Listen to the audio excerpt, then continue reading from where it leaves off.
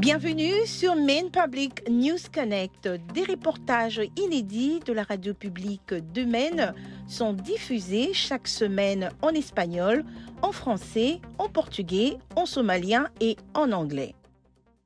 Bienvenue à vous sur Maine Public News Connect, vendredi 7 février 2025 et très heureuse de vous retrouver. Dans ce bulletin d'information, nous parlerons des arrestations des immigrants, de l'application de la loi sur l'immigration, la réduction du financement des réfugiés et enfin nous parlerons de faibles résultats aux tests de l'école primaire dans l'État de Maine. Tout de suite en détail, l'actualité de la semaine.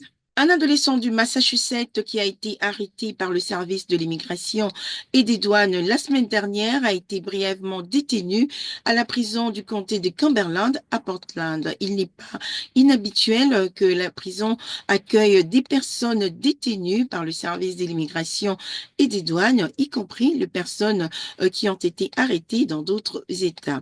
Mais le cas de Zeyneda Barreira, qui est âgé de 18 ans, a suscité l'inquiétude quant à la répression menée par le président Donald Trump en matière d'immigration, car Zeyneda Barreira se trouvait légalement dans le pays demandant l'asile avec sa famille. Signalant que les services de l'immigration et des douanes l'avaient arrêté dans un tribunal de l'État de Massachusetts après une dispute apparemment mineure avec son frère. Enfin, Barreira a été libéré le vendredi dernier et le service de l'immigration et des douanes n'ont pas voulu répondre aux questions de la presse. Malgré l'arrestation de Barreira, il ne semble pas y avoir eu de forte augmentation des arrestations liées à l'immigration dans le Maine au cours de 2 premières semaines du second mandat de Trump. C'est ce qu'affirment les avocats spécialisés dans l'immigration dans le Maine, mais qui ont également ajouté que le nombre d'arrestations pourrait augmenter à l'avenir. En même temps, les avocats ont déclaré que les fuites d'immigrants très médiatisées à Chicago, à New York et ailleurs ont généré une peur généralisée, ce qui, selon eux, fait partie de l'objectif des attaques de l'administration Trump contre la politique d'immigration.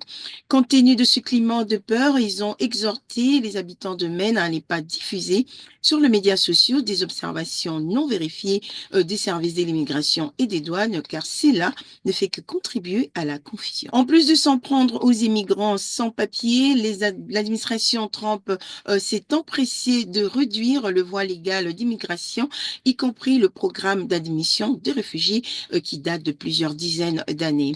Après avoir suspendu les nouvelles arrivées dans les cadres de ce programme, l'administration a déclaré aux agences de réinstallation qu'elle supprimait le financement des réfugiés déjà présents dans le pays.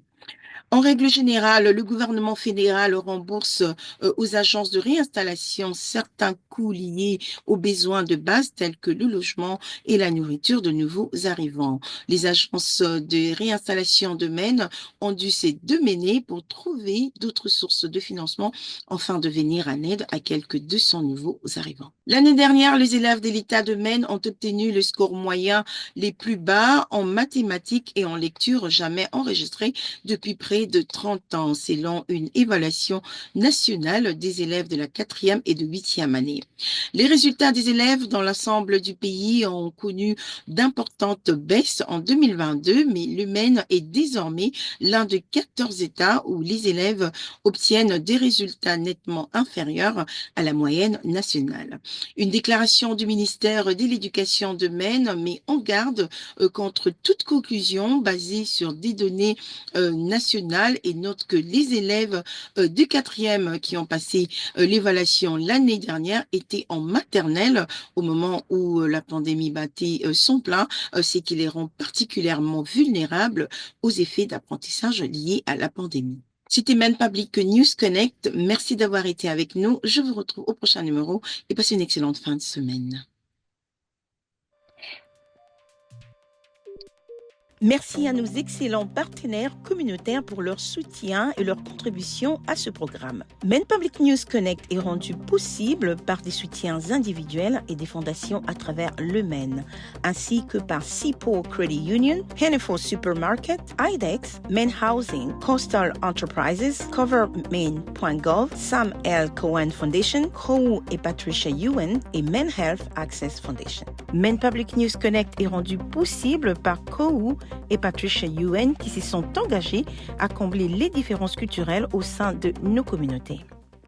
Seaport Credit Union, engagée dans le bien-être financier des habitants de Maine depuis 1931. Présente à Augusta, Scarborough, Portland et bientôt à Lewiston. Pour en savoir plus, consultez les sites internet seaportcu.org.